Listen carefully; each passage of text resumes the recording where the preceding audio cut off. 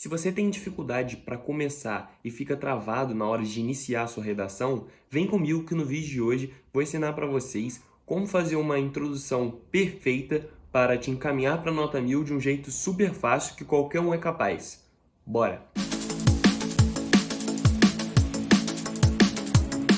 Fala galera, mais um vídeo do canal Médio Universitário. Eu sou o João Vitor, estudante de Medicina da UFJF, Universidade Federal de Juiz de Fora. Eu queria aqui começar me desculpando com vocês rapidinho que na semana passada não teve vídeo, que eu prometi que esse mês ia ser o mês da redação aqui no canal, com vídeos todas as semanas falando mais sobre redação, mas infelizmente por causa de um imprevisto não teve vídeo na terça passada. Está tendo nessa e eu tô pensando em fazer um vídeo ou nessa quinta agora ou na próxima quinta, né? Além dos vídeos da terça-feira que já são de praxe aqui no canal. Bom, sobre aquele vídeo que eu fiz na semana retrasada, espero que vocês tenham visto, que eu botei todo o meu conhecimento de redação nele e ele ficou com uns 30 minutos. Ele até que pegou bastante visualizações, mas eu fiquei assim um pouco decepcionado que dá pra eu ver nas estatísticas do canal o quanto as pessoas assistiram dele. E assim, uma parcela mínima de 5% dos que clicaram no vídeo pra ver que assistiram até o final. Então se você deixou pra ver ele completo depois e acabou se esquecendo, pausa esse vídeo aqui agora, clica no card que tá aparecendo aí pra você ver ele inteiro, porque aquele vídeo lá, ele é essencial. Tudo que eu sei sobre redação, eu botei naquele lá. Vale muito a pena, é o melhor vídeo do canal de longe disparado.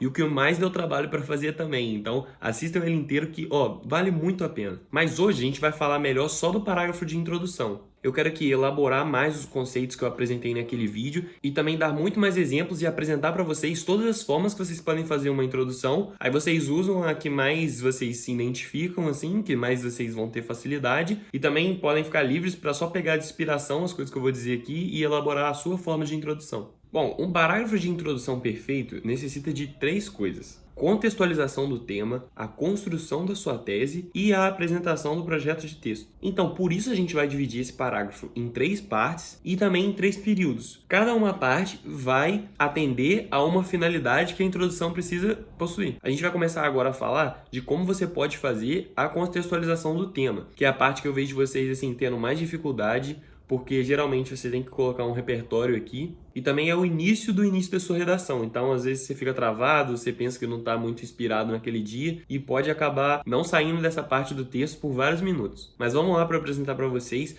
todos os tipos de contextualização de tema que eu conheço, né, que vocês podem fazer, com exemplos de como você pode fazer cada uma delas que eu prometi no vídeo passado. Bom, você pode começar fazendo um comentário genérico, que assim, você escolhe uma palavra que está presente no tema e faz um breve comentário sobre ela antes de apresentar sua tese. Confere aí o exemplo que eu vou mostrar para vocês. Bom, exemplo de contextualização de tema feita por comentário genérico. O tema dessa redação foi Desafios para a garantia da vacinação dos brasileiros. Para a biologia, a vacina é um tipo de imunização ativa, devido à sua capacidade de fazer com que o próprio corpo humano produza anticorpos contra determinado antígeno sem sequer haver um contato com o patógeno. Então, aqui, brevemente, eu comentei sobre a palavra vacina, e muitas das vezes essa contextualização não vai ter muito a ver com o tema no início, porém é trabalho da tese ligar ela com o seu tema de uma forma que fique coeso e com sentido de você ter colocado aquele repertório ali. Pode fazer também uma definição de termo, que é parecida com a anterior, mas antes a gente só ia fazer um comentário vago assim sobre alguma palavra, e agora você vai se apoiar em algum dicionário para definir alguma palavra do tema, se você gravou o significado de alguma palavra do dicionário, né? Porque tem palavras que são legais de gravar o significado assim do dicionário para a gente poder levar, caso queira usar esse recurso, como violência, que pode aparecer no tema, exploração e coisas desse tipo. Contextualização por definição de termo. O tema dessa redação foi Desafios Organizacionais da República Federativa do Brasil. De acordo com o dicionário Ruais, república é uma forma de governo na qual o povo exerce sua soberania por meio de seus representantes, nos poderes executivo, legislativo e judiciário, com funções reconhecidas e por tempo determinado. Citação de obras de ficção, quando você cita algum filme, livro, série, para começar contextualizando o seu tema. Exemplo de contextualização com uma citação de uma obra de ficção.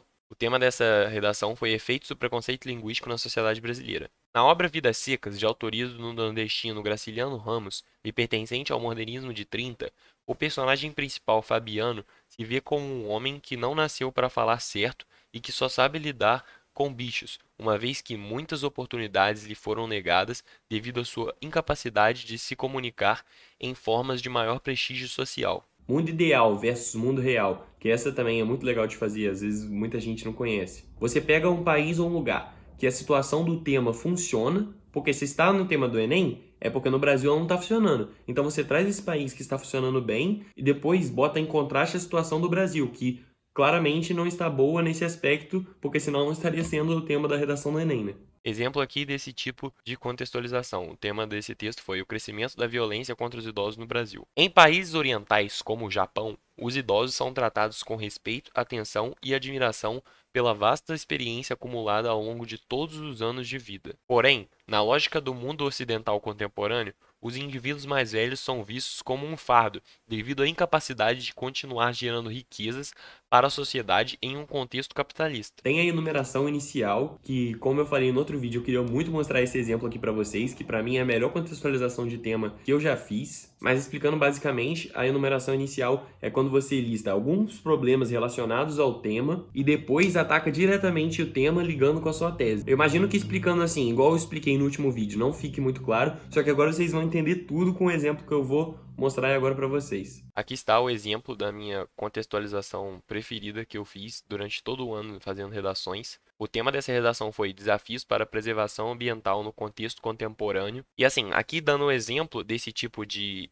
contextualização por enumeração inicial, vocês vão entender como fazem. Pode ficar confuso assim como você usa ela no seu texto. Só que quando eu der exemplos de tese, eu vou voltar nessa redação aqui e vou ler para vocês minha tese, que aí eu vou explicar como que eu fiz para ligar essa contextualização maravilhosa com o tema. Então vamos lá. Fumaça saindo pelas chaminés, trabalhadores em péssimas condições, donos de fábricas com lucros exorbitantes. Esse era o cenário das cidades industriais da Inglaterra no século XVIII, quando eclodiu a primeira revolução industrial, período em que os impactos antrópicos na natureza se intensificaram. E também tem a contextualização histórica, né? Que foi a que eu fiz do Enem e foi a que eu mostrei o exemplo para vocês no vídeo anterior. Mas eu vou mostrar um exemplo de outra redação, porque eu sempre fazia essa que era a minha preferida, eu gostava muito de humanas, sempre vinha uma situação histórica na minha cabeça que eu conseguia relacionar com o tema. Então a maioria das minhas redações vão ter ela. Eu vou mostrar outro exemplo para vocês que eu não mostrei no vídeo anterior e nem na minha redação do Enem, que também tem esse tipo de contextualização. Mais um exemplo iniciando a redação com uma contextualização histórica, e o tema dessa foi Caminhos para a Melhoria da Segurança Pública no Brasil.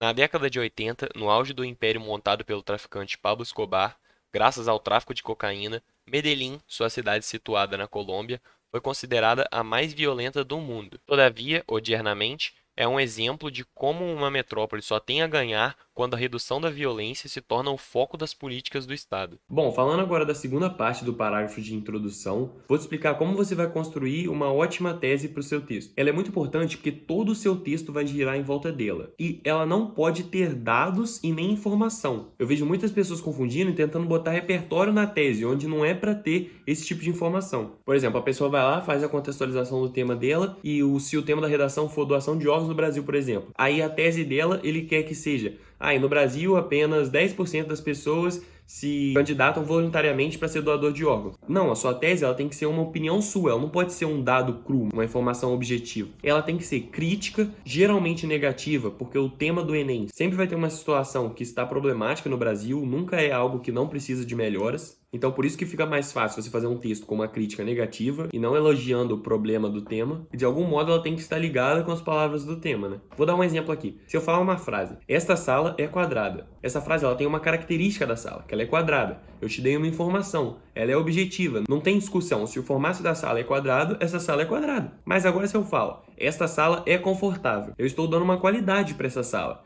É subjetivo essa fala. Eu posso achar ela confortável e você não, porque você já viu salas muito mais confortáveis que essa e não acha essa tanto assim. Mas eu posso achar essa confortável. Então é assim que tem que ser sua tese. Ela não pode ser constituída de dados, informações e repertórios que você vai colocar lá. Essa não é a hora de você colocar o repertório. Então agora eu vou dar o exemplo de tese para vocês, que aí vocês podem verificar na prática o que eu estou falando na teoria aqui. Então, dando um exemplo de tese aqui agora, vamos voltar para aquela redação que eu fiz a minha melhor contextualização. A tese dela seria: odiernamente, no Brasil, esse problema ainda persiste e aumenta a cada ano, o que evidencia os desafios para a preservação ambiental no contexto contemporâneo. Então, vejam aqui que eu fiz. O tema é Desafios para a Preservação Ambiental. Eu quis trazer um contexto histórico, mas eu fiz por enumeração inicial, explicitando como era o cenário de uma cidade inglesa no final do século XVIII, fumaça saindo pelas chaminés, trabalhadores em péssimas condições de trabalho e os donos querendo lucrar cada vez mais. E aí eu trago que isso aconteceu com a Revolução Industrial,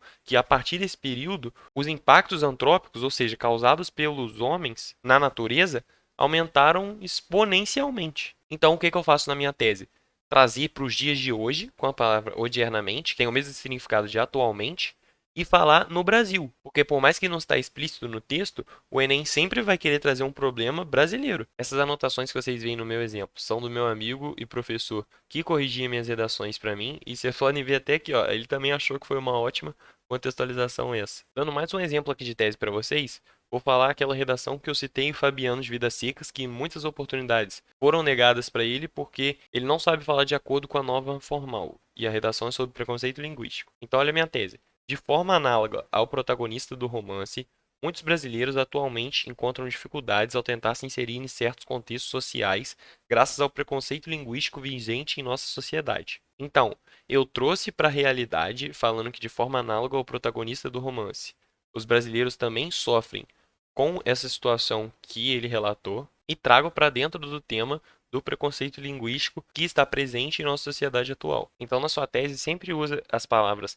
que dão marca de autoria, como infelizmente, notório, dificuldades, essas palavras que eu já comentei melhor no primeiro vídeo que eu fiz, para ela realmente ficar crítica e além, claro, de pontuar na competência 3 com marca de autoria, você também fazer uma tese bem construída para o seu texto se desenvolver muito mais fluido e melhor em volta dela. Bom, agora sobre a última parte de introdução, e a mais fácil, você vai fazer o fechamento, que é onde você vai indicar o seu projeto de texto. E o que que é isso? É você dar o spoiler para o corretor do que vai ter na sua redação. Então, por exemplo, se nesse último período da introdução você vai falar de dois argumentos, o corretor vai esperar que no primeiro parágrafo de desenvolvimento você desenvolva mais um argumento e no segundo, outro. Se você fala de causas, o corretor espera que nos dois parágrafos de desenvolvimento tenha causas. Se você fala de consequências, também. Se você fala de causas e consequências, o primeiro vai ter as causas e o segundo do desenvolvimento as consequências. Então, assim, é muito fácil fazer essa parte. Como eu disse no outro vídeo, 99% das minhas redações eu usava uma mesma frase que eu decorei, então não tinha dificuldade nisso, porque eu me adaptei muito bem fazendo redações de causas e consequências. Então era a mesma frase que eu usava, só que eu poderia modificar um pouco ela também para encaixar em outros argumentos. E eu procurei uma ou outra redação com fechamento de introdução diferente para poder mostrar para vocês como é possível de fazer de outros jeitos também. Veja só os exemplos aí que eu vou mostrar agora. Bom, aqui tem, por exemplo, o fechamento de introdução que eu sempre utilizava, que eu dei de exemplo no outro vídeo também, e é uma frase que pronta, que eu nunca nem mudava. Sob esse aspecto, convém analisar as principais causas, consequências e possível medida relacionada a esse entrave social. Então, como eu já disse, o causas, no meu primeiro parágrafo, então, vai ter causas desse problema.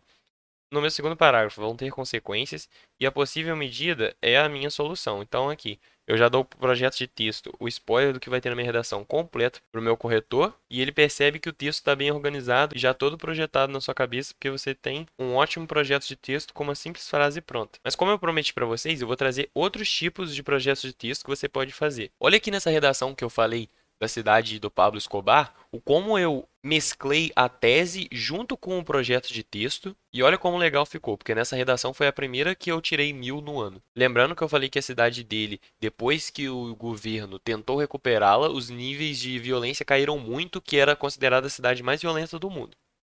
No Brasil, entretanto, a falta de investimentos do governo para a melhoria da segurança pública se tornou um preocupante entrave em nossa sociedade contemporânea, ainda agravado pelo aumento da circulação de armas no país e a falta de preparo e equipamentos da Polícia Militar. Então, eu trago o problema para a atualidade e para a situação brasileira, com palavras que dá marca de autoria, como preocupante e falta, e aí eu já engato o projeto de texto no mesmo período, falando que isso é agravado pelo aumento da circulação de armas no país. Então, eu vou falar das armas no primeiro parágrafo e a falta de preparo e equipamentos da Polícia Militar. Então, eu vou falar dessa falta aqui no segundo parágrafo de desenvolvimento, que é assim que eu indico para o meu corretor o projeto de texto. Um outro exemplo aqui só, que eu acho que é o que a maioria de vocês usam.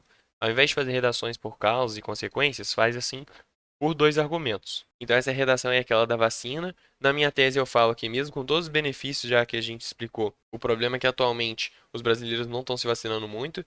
E aí, no meu fechamento da introdução, como eu não ia falar de causas e consequências, eu ia falar de duas causas, eu comecei igual, mas depois eu modifiquei a frase. Eu, sob esse aspecto, convém analisar alguns desses entraves para a garantia da vacinação dos brasileiros, como o aumento da influência do movimento anti-vacinas e a falsa sensação de segurança gerada pela própria eficiência das imunizações.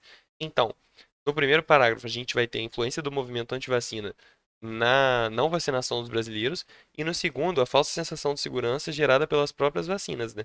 Que eu desenvolvi melhor, falando que, pelos resultados das próprias vacinas darem certo, muitas pessoas acham que nem precisam mais vacinar porque as doenças não estão mais por aí, sendo que é totalmente o contrário, porque as doenças só sumiram ou diminuíram por conta das vacinas. Então foi isso, eu queria mostrar que assim, não tem mistério, é muito fácil fazer uma introdução e uma redação no Enem no geral. Quando você sabe o que o corretor espera e quer ver ali no seu texto. Assim, às vezes a gente acha que a introdução é a parte mais difícil do texto, que é onde a gente começa a fazer ele. Às vezes você tá num bloqueio ali que não consegue sair nenhuma palavra da sua cabeça que você acha que vale a pena botar no papel. Mas você sabendo o modelo, praticando, e aí com os repertórios que você adquiriu ao longo da sua vida, você vai só montando assim um quebra-cabeça e a introdução vai ser só mais uma parte da redação e nem de perto é mais difícil. Vou falar pra vocês que assim, quando eu planejava uma redação na minha cabeça antes de começar ela a escrever, as partes mais difíceis era achar os dois argumentos que iam encaixar nos dois parágrafos de desenvolvimento. Depois da introdução, eu só moldava de acordo com eles, que pra mim era super fácil fazer. Então assim, quando eu pegava uma redação, a primeira coisa que eu via era o tema e eu já pensava nos repertórios que eu poderia usar nos desenvolvimentos. Aí, tendo isso, eu não tinha quase bloqueio nenhum para começar a introdução, porque eu já tinha um modelo certo na minha cabeça e todas as informações que eu sabia que o Enem quer que eu coloque lá no meu texto, então eu vou dar isso pro Enem e pro corretor, para ele não ter motivo de tirar minha nota. Espero que vocês tenham gostado aqui desse vídeo, que eu elaborei mais só sobre a introdução.